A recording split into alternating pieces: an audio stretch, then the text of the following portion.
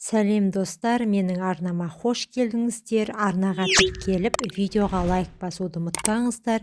Бүгін сіздерге меновазиннің пайдасы жөнінде ақпараттармен бөлісетін боламын. Ендеше видеоны соңына дейін қараңыздар. Меновазиннің сіз білмейтін пайдасы. Меновазин өте арзан және пайдасы көп.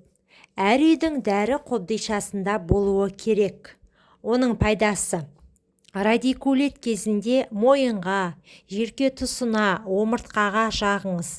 Бұл дертіңізді айтарлықтай жеңілдетеді.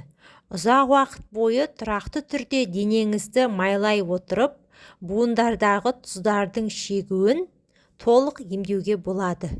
Жүрек ауырғанда, бас ауруы, тіс мазаласа, құлақтың айналасына күніне 2 рет жағу керек. Аяқтарыңыз ауырып мүлдем көтере алмайтындай болсаңыз, күніне 1 мезгіл табан мен тізелеріңізге жағыңыз. Меновазин құлақ ішіндегі құлықты тоқтатып, ауырсынуды және қабынуды жояды.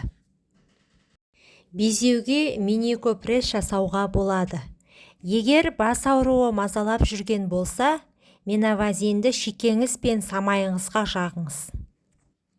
Меновазин геморройға да көмектеседі. Таңертең жуынып болған соң сұқ саусағыңызға бинт орап алыңыз.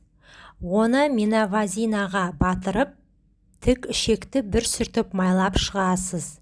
Қатты ауырады, бірақ шыдамдылық қажет.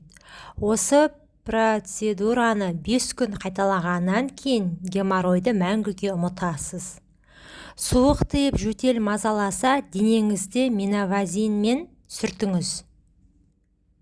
Арқа мен кеудені аталған препаратпен сылап, кейін бірден жылы орамал немесе жүн свитер киіңіз де жылы төсекке жатыңыз.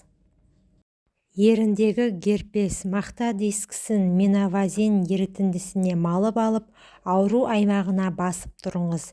Герпестің орнына меновазин жақпа майын жағуға да болады. Құлақ ауруы: мақтаны спиртті ерітіндімен сулап, құлаққа күніне 2 рет 15-20 минутқа жағыңыз. Венаның варикозды кеңеюі кезінде меновазинді пайдалану аяқтағы ауырсыну мен ауырлық сезімін жояды, ісінуді азайтады. Ерітіндіні табаннан жоғары қарай жеңіл қозғалыстармен жағу керек.